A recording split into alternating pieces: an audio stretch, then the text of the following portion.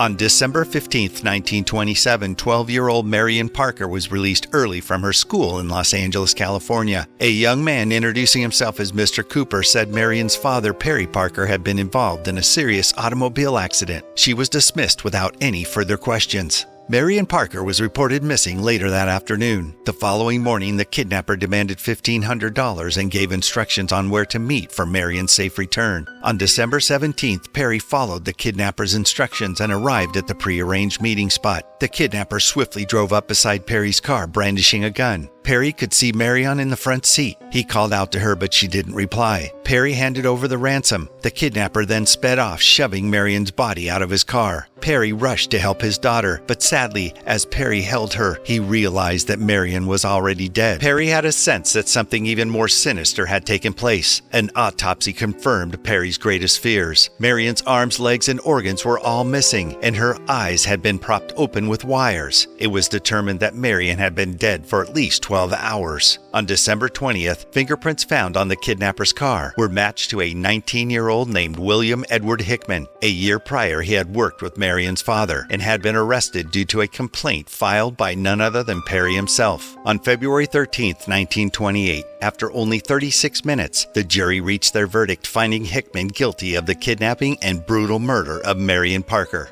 The judge swiftly sentenced him to death by hanging. On October 19, 1928, less than a year after Marion's kidnapping and murder, Hickman was hanged at San Quentin Prison. But perhaps in a final display of justice, Hickman hit his head during the fall, suffering for 2 minutes before dying from asphyxiation.